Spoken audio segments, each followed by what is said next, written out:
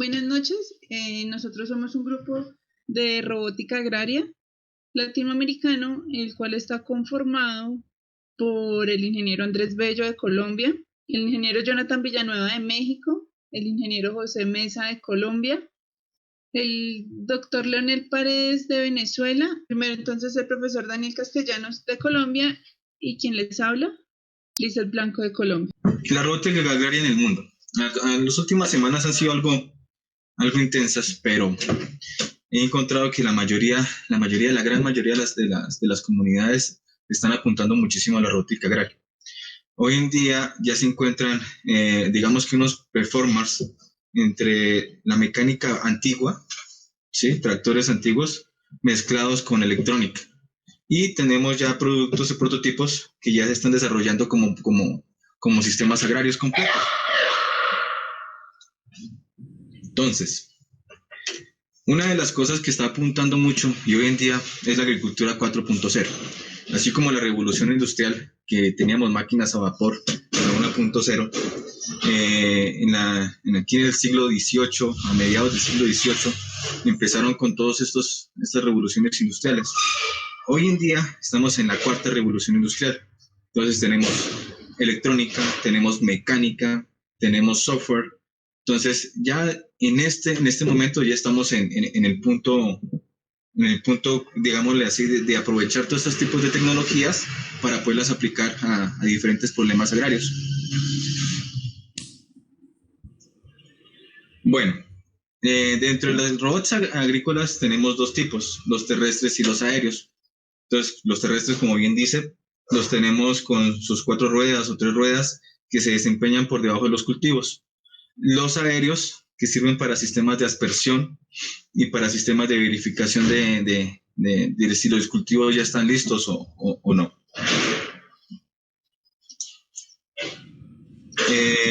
Tenemos ahorita una comunidad. Voy a presentarles otro pequeño video. Esta vuelve pájaro un poco de la comunidad que está trabajando ahorita, que si se quieren integrar con ellos, sería espectacular.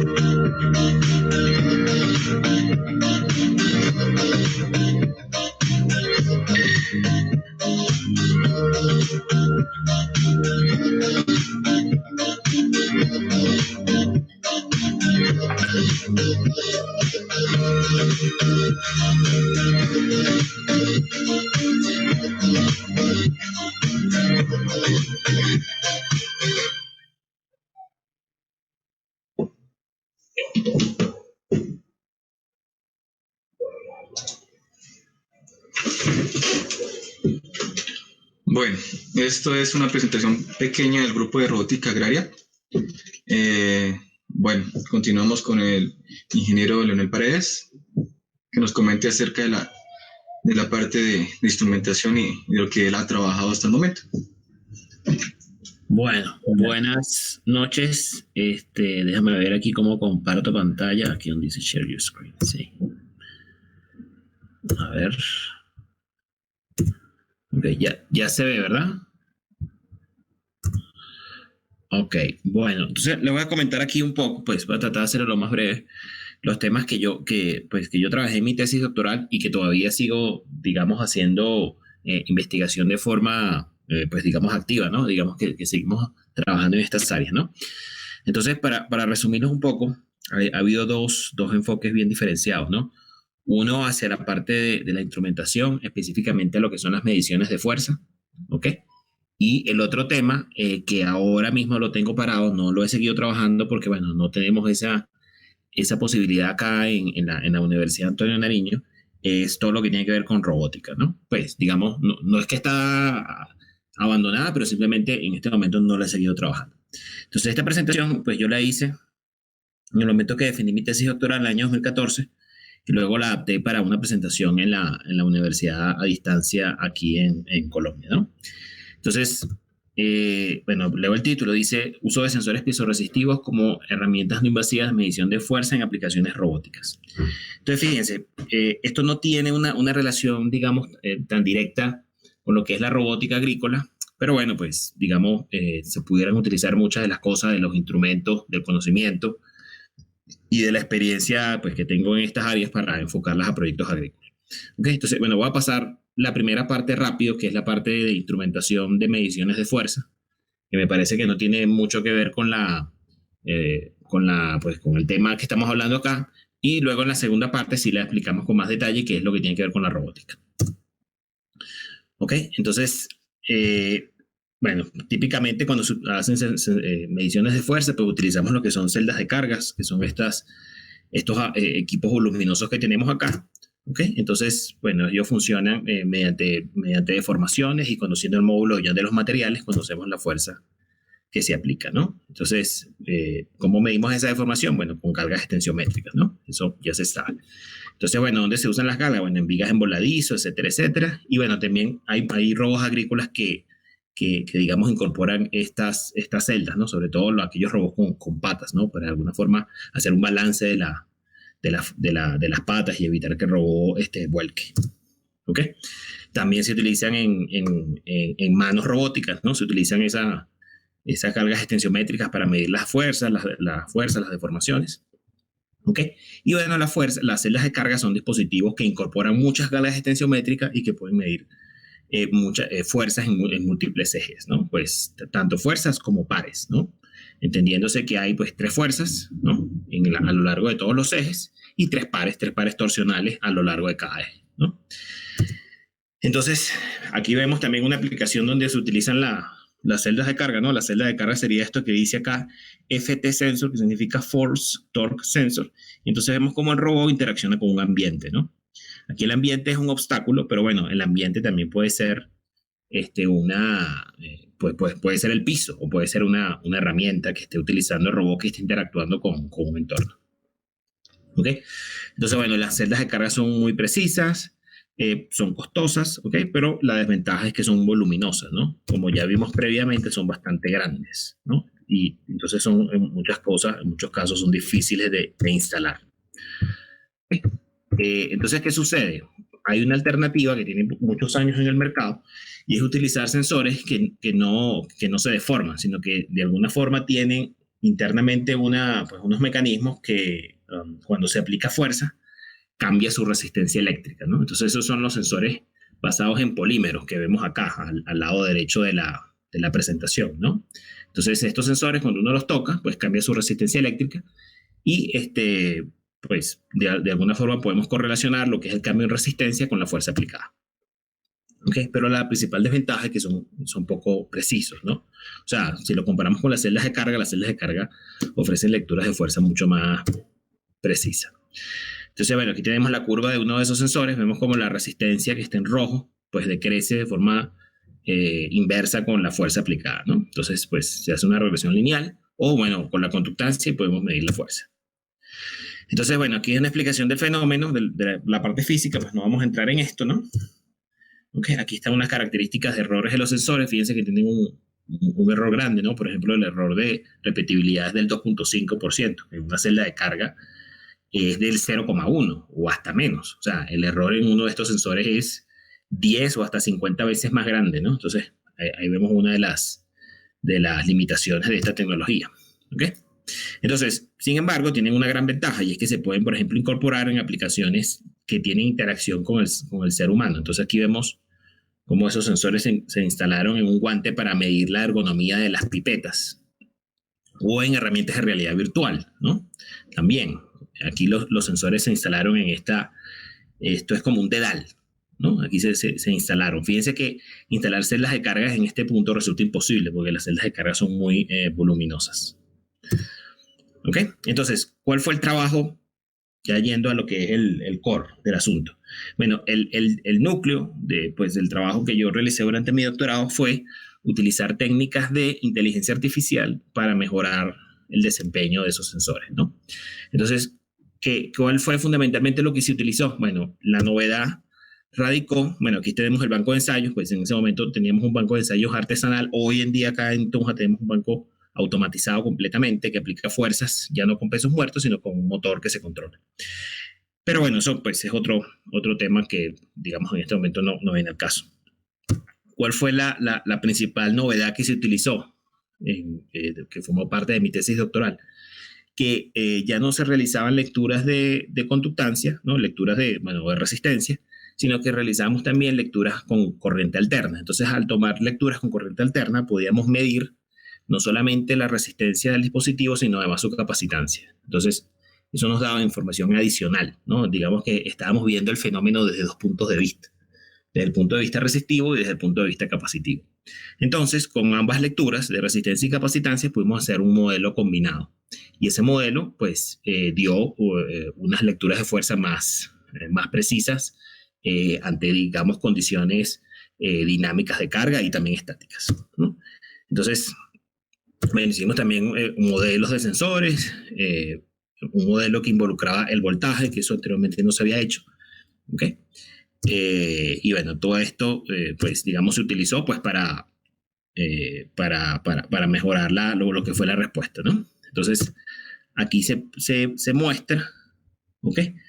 Bueno, esta es otra parte interesante y es que el voltaje de entrada afecta al sensor. No solamente lo que es si es corriente directa o corriente alterna, sino que además el voltaje en que se alimenta afecta la respuesta. ¿Ok? A ver si aquí tenemos la parte capacitiva. ¿Okay? Utilizamos una fuente alterna de 0,5 voltios. Entonces obtuvimos un modelo del sensor, que el modelo era RC paralelo. ¿Okay? Y entonces ya con eso pudimos obtener lecturas de fase, ¿no? Las lecturas de fase que son las que nos arroja pues, el circuito condicionador. Entonces con esas lecturas de fase y un modelo RC paralelo podemos obtener la capacitancia del sensor, ¿no? Entonces aquí están las lecturas de capacitancia en función de la fuerza. Entonces fíjense que tenemos las dos lecturas, las de capacitancia y las de resistencia, pues digamos que son las que el fabricante recomienda. ¿Okay? Entonces luego probamos varios modelos, ¿no? Varias posibilidades, varias topologías de cómo poder disminuir el error. Entonces, bueno, utilizamos digamos el patrón era un modelo resistivo, el modelo 2 era un modelo capacitivo, el modelo 3 era una media aritmética y el modelo 4 era una red neuronal. Okay, entonces, bueno, al final, pues el que nos dio menor error fue el modelo que utilizaba una red neuronal, pues que digamos combina pues ambas informaciones de una forma óptima. Entonces lo que se está mostrando acá en el eje Y es el error cuadrático medio y en el eje X es los diferentes sensores, porque pues para darle validez estadística a nuestro estudio utilizamos diferentes sensores, pues porque evidentemente cada sensor es diferente, entonces necesitamos de alguna forma mucha información, ¿no? Para poder pues sí, validar nuestros datos, nuestro trabajo. ¿Ok? Entonces esa es, digamos, una parte del trabajo. Y la otra, que sí está más relacionada con la robótica, es en cómo utilizar esas lecturas, ¿ok? Para controlar un manipulador industrial, ¿no? Entonces, a día de hoy lo que se tiene, bueno, todavía se sigue teniendo así, es que si tienes un robot industrial, pues lo que se tiene en muchos casos es que nosotros utilizamos los joysticks, ¿no? Okay, bueno, aquí todos ya más o menos saben que es un joystick. Bueno, aquí están unos joysticks para PC, pero digamos que a nivel de la robótica industrial, pues todavía se siguen utilizando en algunas industrias los joysticks. Es cierto que ya hay nuevas herramientas, nuevas interfaces para controlar un manipulador, pero digamos que se quiso dar una forma alternativa para controlar a un manipulador. Entonces, el cambio que se propuso fue utilizar un guante de datos, ¿no? Entonces, el guante de datos es un guante que digitaliza las posiciones de los dedos, ¿no? O sea, digamos las flexiones y abducciones, ¿sí? Por flexiones, voy a poner aquí un momentico la cámara. Voy a poner esto aquí un segundo. ¿Cómo quito esto? Ahora me ven. ¿Me están viendo, no? Sí. Ok, entonces, por flexiones lo que entendemos pues son estos movimientos, ¿no? Y por abducciones entendemos estos.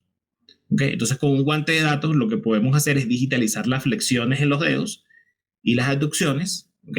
Y para obtener una posición, una orientación de la mano en el espacio, lo que utilizamos es una IMU, ¿no? O sea, una IMU con acelerómetros y giróscopos, ¿no? Okay, y también el sensor de campo magnético. Entonces, con esa información podemos obtener la orientación de la mano en el espacio, la información de abducción y la de flexión. Okay. Entonces, con toda esa información, nosotros podemos construir, digamos, como un modelo en 3D de la mano.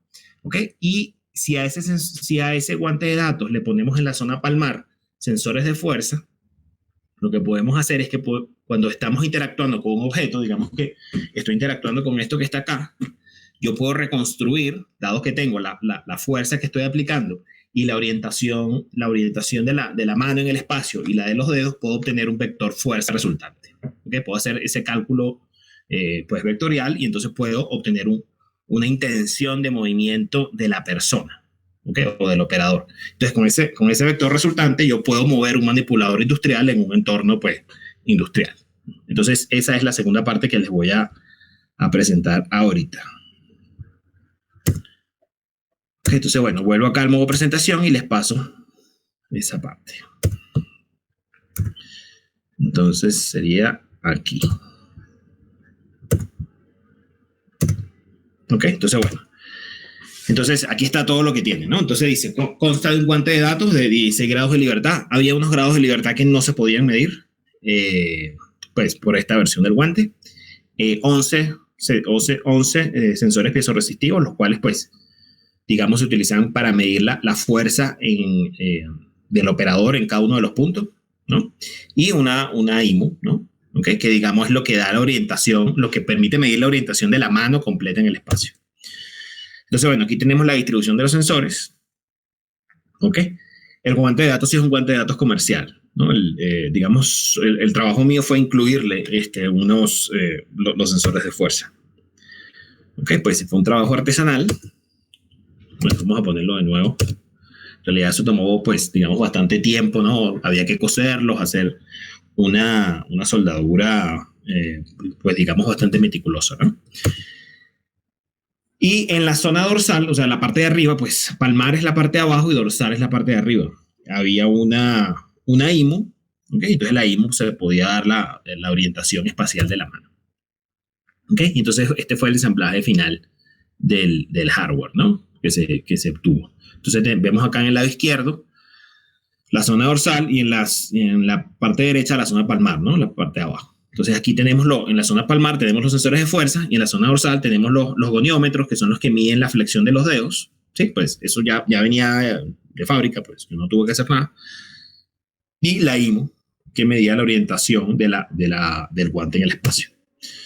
Ok, entonces, ¿cómo era el proceso para estimar la fuerza aplicada? Bueno, conociendo la cinemática de la mano, ¿ok?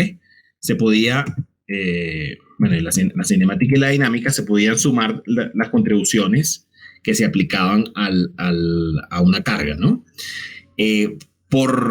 digamos, en esta primera versión solamente, se asumió que las fuerzas que se aplican son fuerzas normales, ¿no? O sea, no se medían, digamos, fuerzas tipo grasping. O sea, yo no podía coger un objeto y alarlo, yo solamente podía empujarlo. ¿Ok?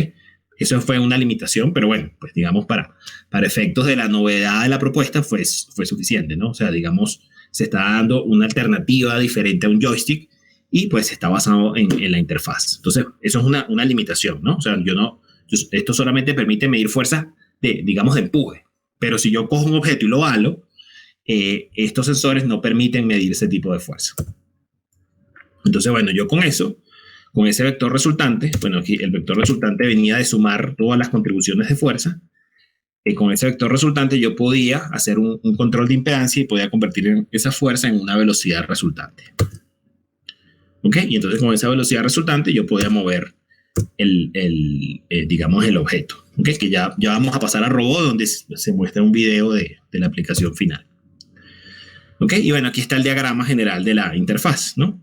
Entonces, bueno, todo esto se programó o se validó en un robot con una arquitectura similar a la SCARA, ¿no? No es propiamente SCARA, pues es una variación. Y se compararon las lecturas que arrojó el guante de datos con con una celda de carga que se muestra acá, que dice JR3 Force Sensor. Digamos, se compararon ambas lecturas. ¿Okay? Digamos, por efectos efectos comparativos. Bueno, todo esto se programó en LabVIEW, ¿no? Entonces, bueno, vamos a ver aquí algunos resultados. Fíjense, aquí tenemos el robot, es una arquitectura similar a la SCARA. ¿Ok? Bueno, es similar porque aquí, en vez de tener un segundo eslabón, digamos, tradicional, pues tiene un paralelogramo. O sea, tiene una arquitectura robótica cerrada. Entonces es diferente. O sea, una variación. Y la celda de carga está aquí, ¿no? Que se compararon las lecturas. Entonces, este video que está acá es un video que muestra cómo se puede utilizar el guante para medir la fuerza que se aplica sobre un objeto. En este caso, el objeto es esta cuña que está aquí. ¿Ok? Aquí no se está moviendo nada en este video. Simplemente yo estoy reconstruyendo el vector fuerza resultante y el vector fuerza resultante se muestra aquí, ¿ok? Del lado izquierdo. Es una pena, no puedo poner esto en pantalla completa, pero bueno, yo tengo el video completo, se lo puedo enviar a Andrés. Entonces voy a darle play.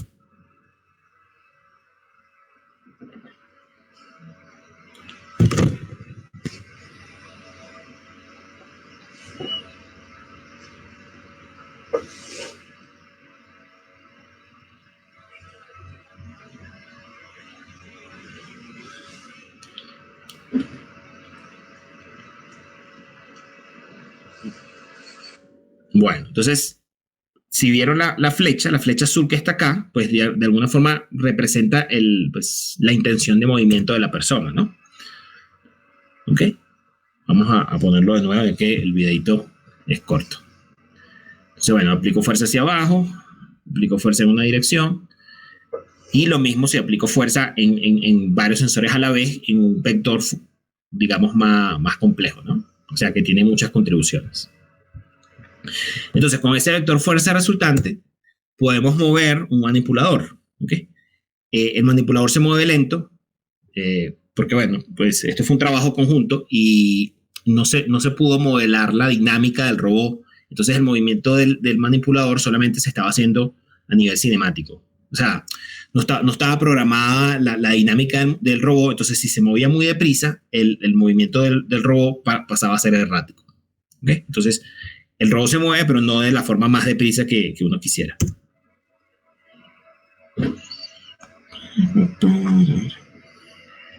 Bueno, ese soy yo, tenía pelo largo.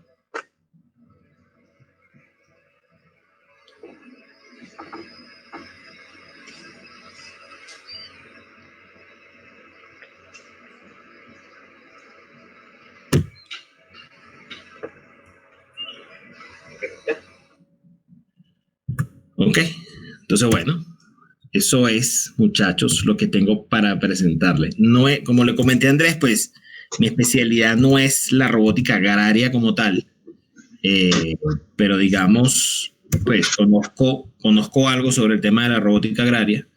Entonces, bueno, tengo amigos que trabajan en este tema. Entonces, pues pudiera, dependiendo de las necesidades, digamos, no ofrecerles una solución, pero al menos sí darles una orientación de a dónde ir.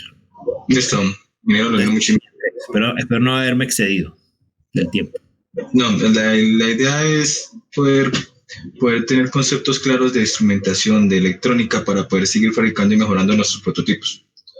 ¿Sí? Entonces tenemos que tener una visión de conceptos nuevos, de cosas nuevas que nos ayuden a realizar estos proyectos. Gracias, Inge. Ok, gracias a ti, Andrés. Profe Daniel. Bueno, lo que yo trabajé, o es una parte del proyecto que estoy desarrollando en el doctorado, también está aplicado a la agricultura de precisión. Es, en pocas palabras, o la traducción más bien sería un cosechador de energía. Lo enfoqué a la energía del viento, utilizando un principio físico, que es la electrostática, basado en un material que se llama electrete. El material, para que me entiendan el concepto de electrete, lo voy a asemejar con un imán.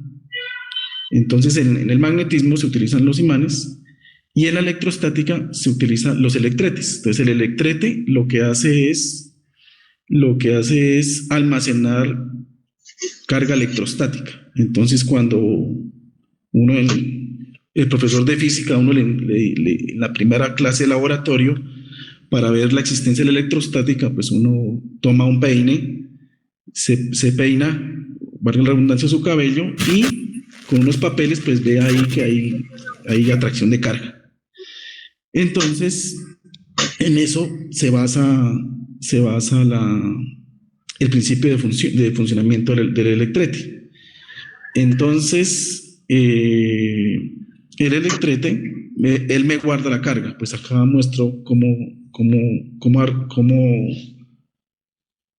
tengo un cuerpo cargado, pues a tierra, y otro con cargas positivas y cargas negativas. Entonces los electrones siempre se van por el camino más fácil, entonces se van por la tierra y los protones quedan cerca a las cargas negativas del otro objeto cargado. Entonces el electrete prácticamente es un material aislante, pero que tiene una polarización permanente. Es decir, que él atrapa las cargas, ya sea en la superficie o en un volumen.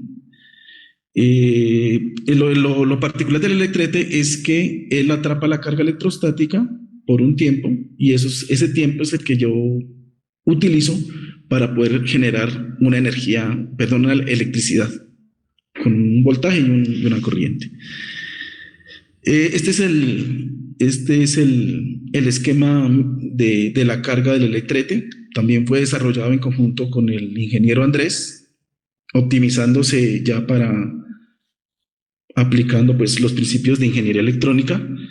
Entonces, pues aquí tengo un generador de funciones con una onda cuadrada, y esa onda cuadrada llega a un MOSFET, y ese MOSFET pues me aumenta el voltaje, y lo que hago es, por una serie de diodos, acá llego a generar el estado de plasma. Cuando genera el estado de plasma, pues ingresan los electrones al electrete, que es un material, pero el electrete está calentado tiene una temperatura, a 100 grados centígrados. Entonces lo que hago ahí es que el material se expande, ingresan los electrones, y en un cierto tiempo empieza a degradarse la temperatura, es decir, a bajar, y el material se va cerrando, en palabras coloquiales, y quedan atrapadas las cargas. Entonces, lo que yo hice fue diseñar un estator y un rotor. Entonces, el estator es de esta forma, prácticamente tiene 360 grados, pero le quité, pues están los espacios. Y también en SolidWorks se diseñó esta hélice, y lo particular es que en las aspas, o sea, en la parte de atrás, digamos, de la hélice, en la parte posterior, es donde pego el electrete ya cargado. Entonces, digamos, el 1, 3, 5 y 7 están conectados en serie, y 2, 4, 6 y 8 también están conectados en serie, o sea que están, si coloco 1 y 2, están conectados en paralelo, y a medida que el viento incide en la hélice, pues se está generando una onda alternada.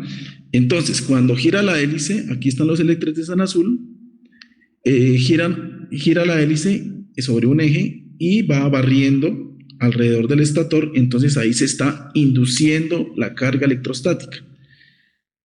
Es decir, que aquí está el esquema, un esquema pues experimental, como me tocó a mí diseñar un esquema experimental de cómo el B es el electrete, y el A y el B, perdón, los A es el estator, perdón, el rotor,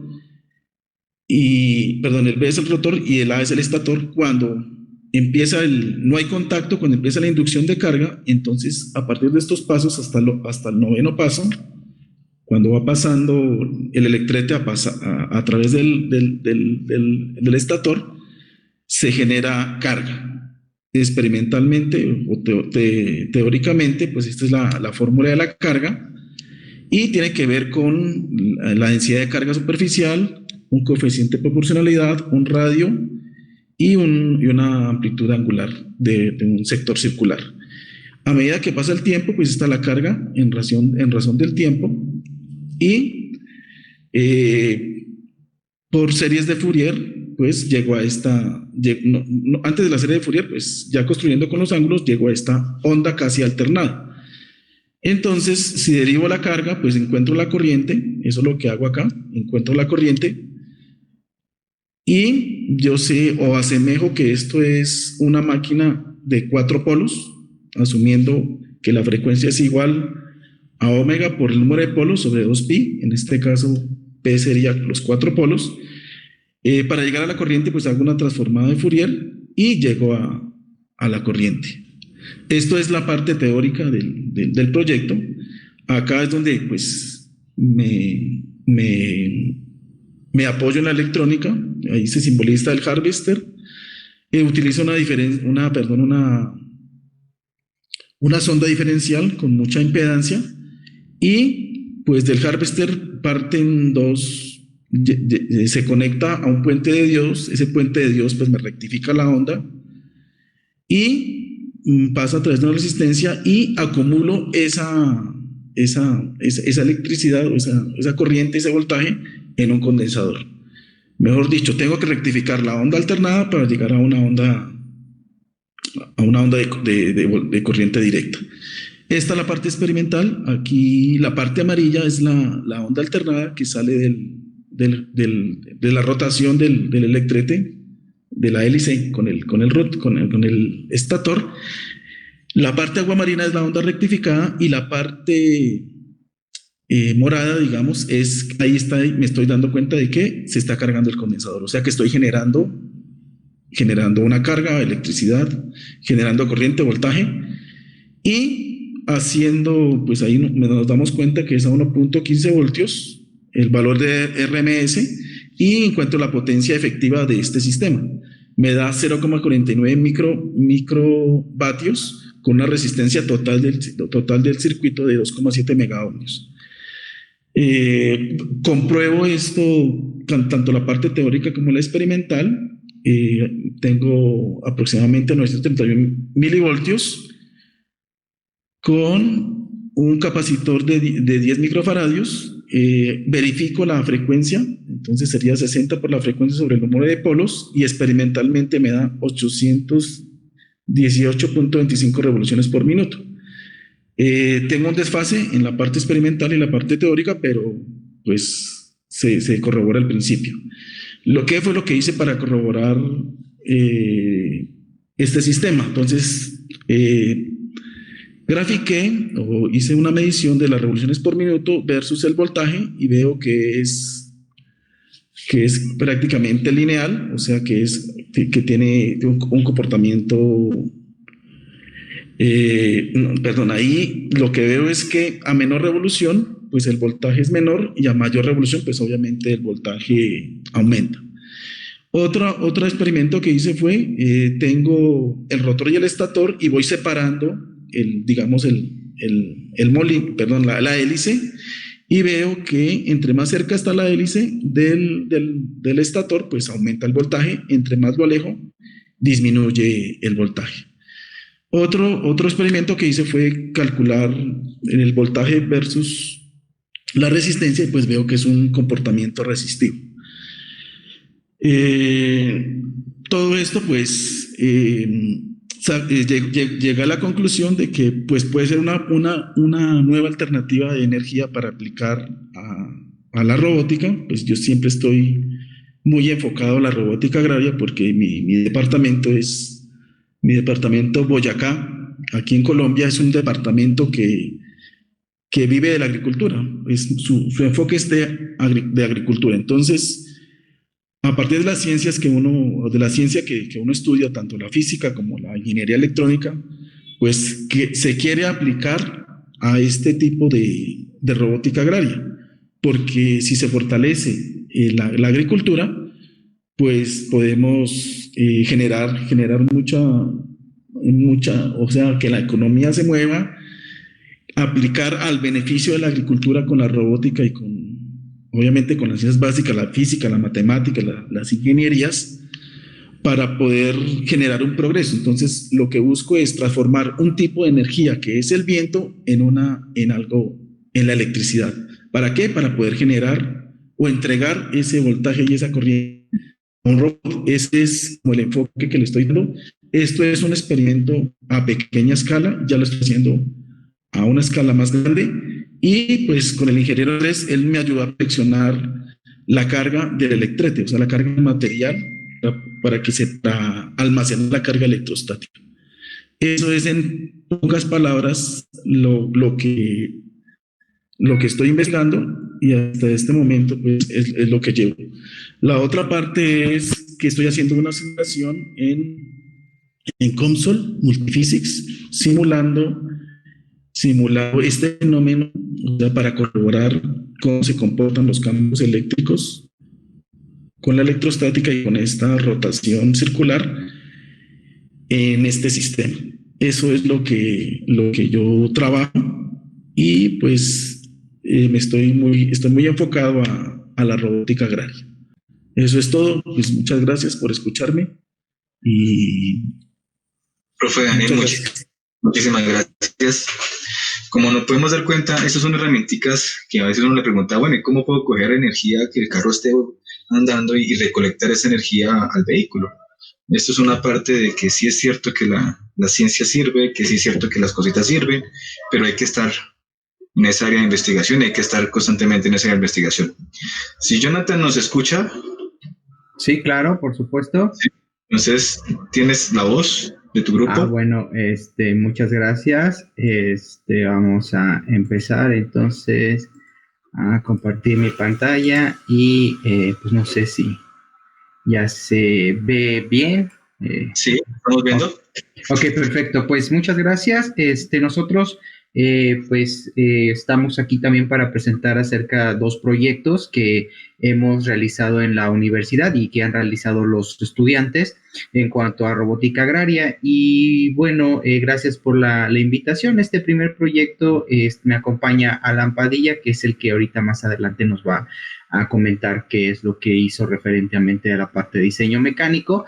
Y bueno, la problemática que nosotros observamos, o que realmente observó uno de los alumnos, es de que pues sus papás se dedican al campo, y como todos ustedes saben, hay distintos frutas o legumbres que se necesitan estar fumigando para que pues las plagas no se los coman o no hagan daño.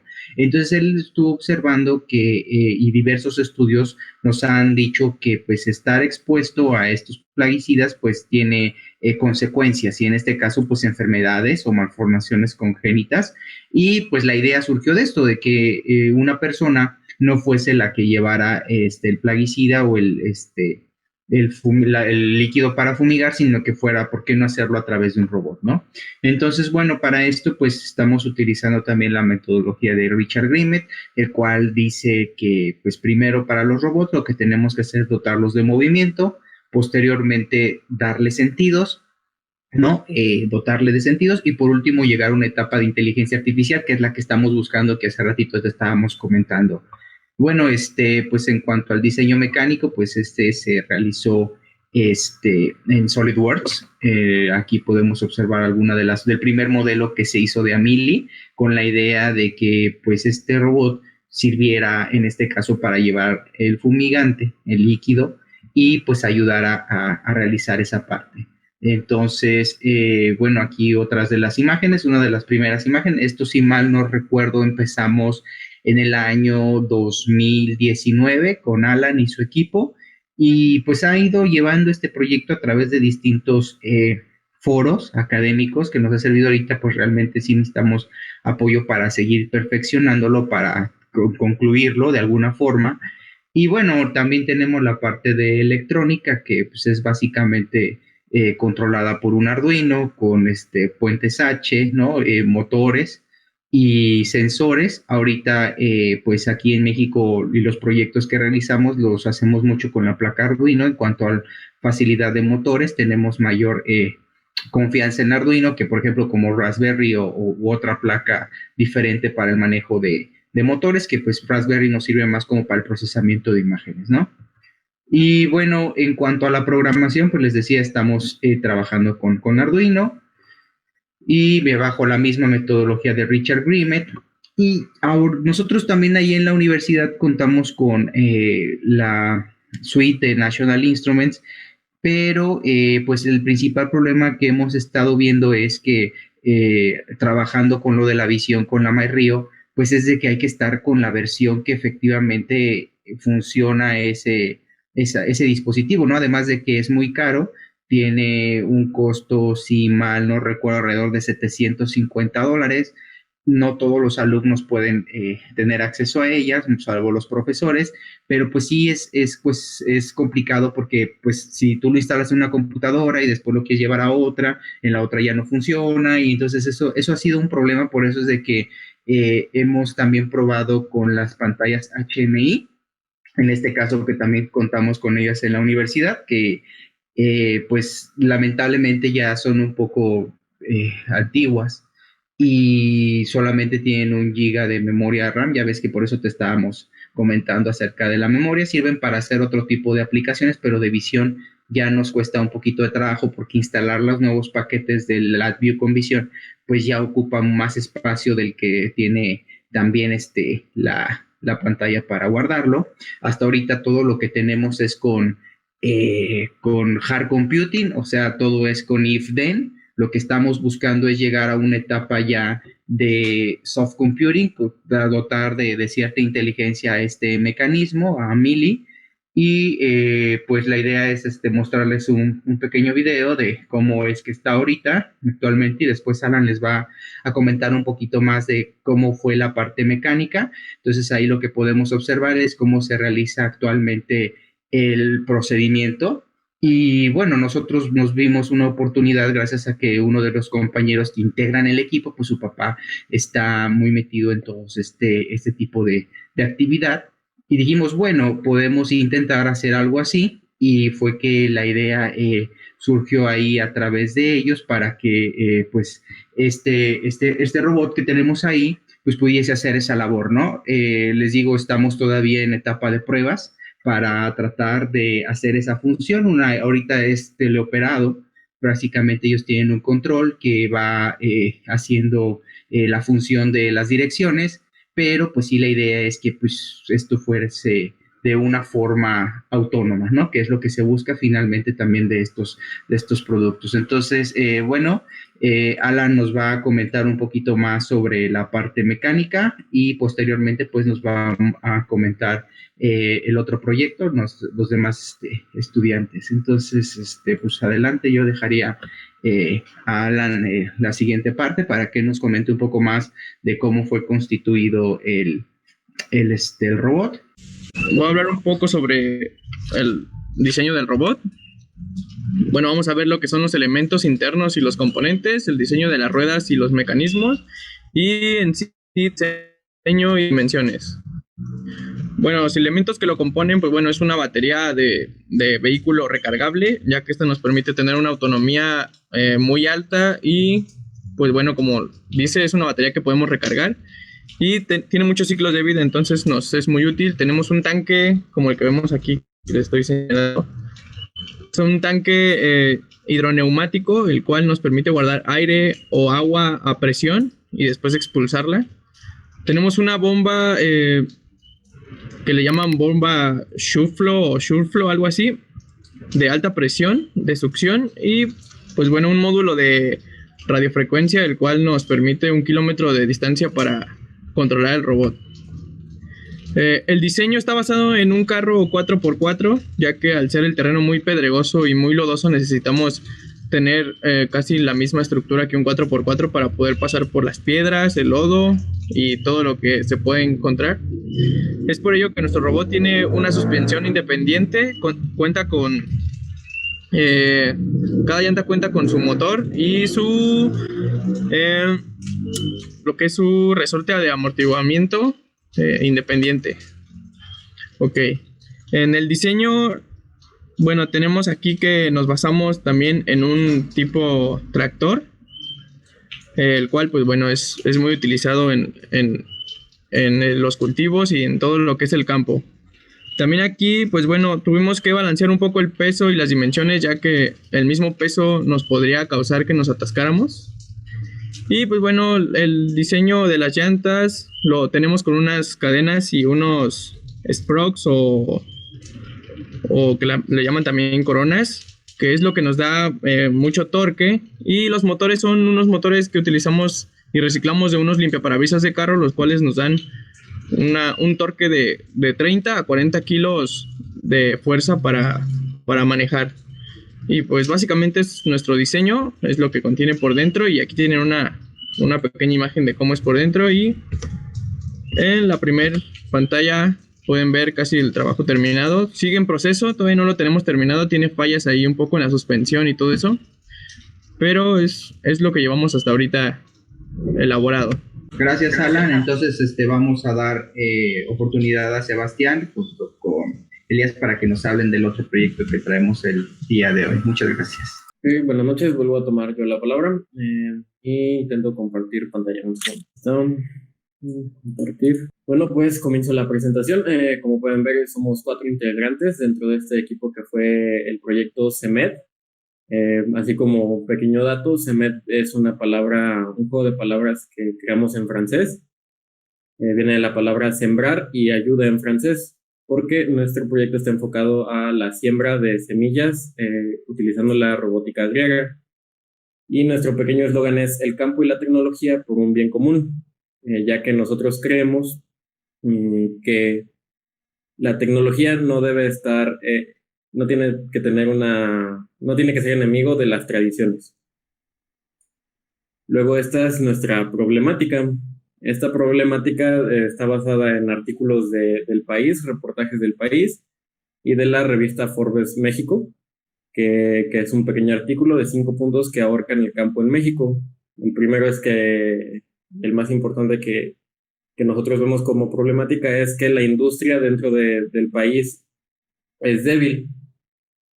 Hay poca oferta de maquinaria en el campo y la oferta que llega a haber es demasiado controlada por industrias y empresas transnacionales únicamente. También hay falta de máquinas especializadas por producción. Las máquinas que hay en existencia suelen ser de uso en general y no específicamente para cierto tipo de semillas o cierto tipo de campos. Y también el abandono del campo y el poco interés por cultivar. Esto se debe a que nuestras instituciones gubernamentales no aportan lo suficiente para que el campo en México crezca, siendo una gran ventana de oportunidad por todas las áreas verdes que tiene el país de México, ¿no? Este es un pequeño Customer Journey Map que es para especificar y acotar más nuestro proyecto, donde podemos ver que que lo que nosotros queremos arreglar dentro de una experiencia negativa en el campo es la siembra. Existen dos, preparar el terreno y la siembra de la semilla, pero nosotros acotamos el proyecto únicamente a la siembra de la semilla. A continuación, mi compañero Elías continúa con la presentación. Nosotros hicimos diferentes entrevistas para las personas que trabajan y laboran en el campo para saber qué es lo que piensan y qué es lo que sienten, ¿no? Mientras trabajan. Una de las muchas cosas que sienten cuando trabajan en el campo es que tienen un trabajo muy excesivo. La carga de trabajo para ellos, en especial a los adultos mayores, ya que en México manejamos las personas mayores son quienes manejan el campo, entonces tienen un trabajo y una carga muy excesiva que muchas veces les ocasiona problemas. ¿Qué es lo que ven? Uno de los factores más agobiantes para los sembradores en este caso es la luz del sol, ya que la mayoría del tiempo se la pasan bajo el sol durante la siembra y tiene que ser toda la siembra o la mayor parte en lo menor tiempo posible. Entonces se la pasan todo el día sembrando y puede ser de 1 hasta 3 días. ¿Qué es lo que sienten, no? Sienten demasiado cansancio, pues es muy pesado, la verdad. La verdad, me ha tocado trabajar en algunas ocasiones en el campo y sí es muy pesado trabajar en esas cuestiones. Y uno de lo que hacen, cosas de los que hacen, bueno, es sembrar la semilla, regar, cuidar, en este caso como nuestros otros compañeros presentaron, también la fumigación, y eso es lo que mayormente tiene como cargo el sembrador.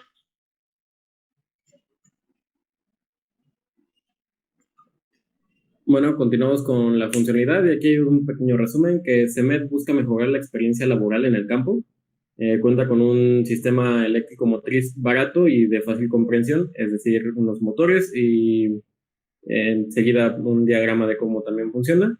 Y es fácil comparado al de la maquinaria actual, que es muy difícil de utilizar y bastante aparatoso. Utiliza las amenidades de la electrónica para hacer un proyecto con grandes capacidades, pero a menor precio y con menor tamaño. Bueno, ¿y nosotros en qué nos inspiramos?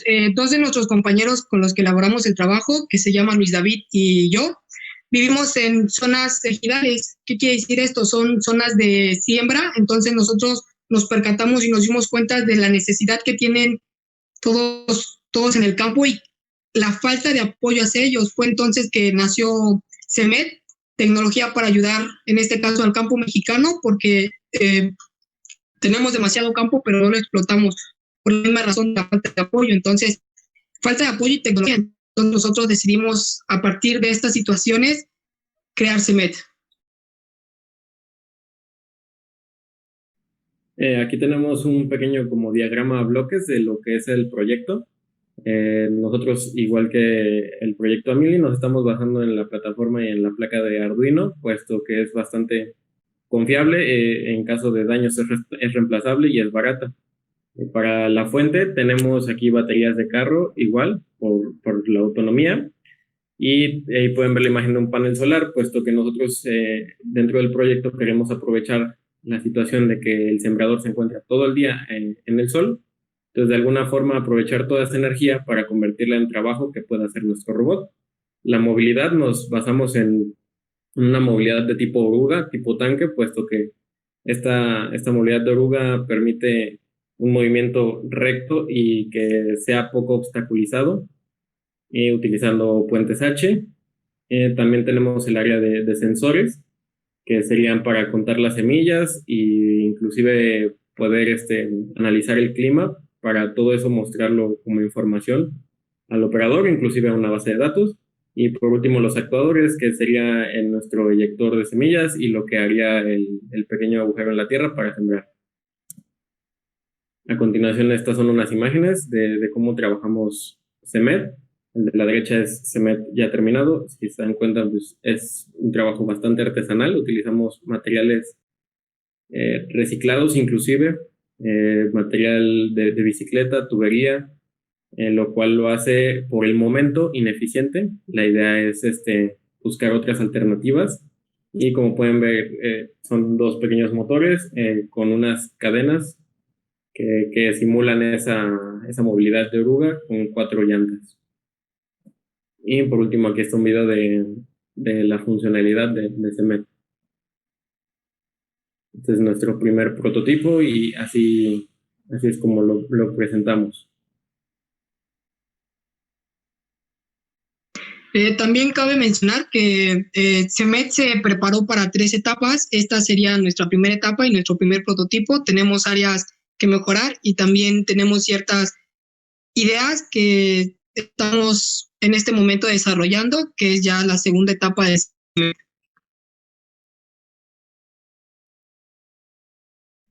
Bueno, eso sería todo por nuestra parte y por la parte de CEMET y de todo el equipo. Gracias por su atención. A ustedes, muchísimas gracias. Muy buen proyecto. Y bueno, también uno de los problemas es de que pues la inversión corre a cargo de los alumnos, entonces eso pues lo hace un poquito más complejo estar desarrollando porque pues nosotros pues también como profesores tenemos un sueldo limitado y pues tenemos algunas otras ocupaciones, pero bueno, él nos va a informar cómo se hizo esta parte mecánica. Como sabemos, la robótica siempre tiene sus costos y su tiempo. La idea es que durante ese tiempo, esos periodos, hacer inversiones pequeñas, pero siempre estar plasmados a un objetivo. ¿Sí? No desviarse de ese objetivo y ahí sí pueden ir lográndose las cositas. El contexto de la robótica agraria, lo que hablábamos ahorita de Latinoamérica, está un poco, digamos que estancada. Entonces, la idea de esta comunidad es empezar a ir aportando esas ideas desde los conceptos de la instrumentación, de los conceptos físicos, porque esto realmente es, a pesar de todo, es matemática, ¿sí? Requiere ciencia, requiere de trabajo. Esto no es solamente venga yo monto un servo, venga yo monto cositas, sino que detrás de todo esto podamos desarrollar nuestros propios modelos. Gracias. Bueno, Jonathan, ¿queda algo más por decir o...? No, pues básicamente esa sería nuestra contribución del día de hoy. Estamos pues 2 proyectos que estamos tratando de contribuir en alguna problemática en el campo y pues eso conlleva a que pues también tengamos nuestras etapas de pruebas y pues creo que también tenemos también mucho por mejorar, pero fueron 2 de las cosas que los estudiantes y un servidor pues detectamos en donde se podrá incidir directamente con la robótica. Listo. Entonces, este es el concepto que nosotros tenemos que tener también claro, que una robótica enfocada a solucionar problemas. Entonces, aquellos que nos escuchan y aquellos que están ahorita en la transmisión, que tengan en cuenta que para poder fabricar un robot, pues primero aportemos una solución. Si se puede con robótica sería mucho mejor. Damos más bien por finalizado. Muchísimas gracias a todos los panelistas. Espero que podamos más adelante, hay 2 comunidades que se quieren integrar también a esta parte robótica, pero ya por tiempo no pudieron estar.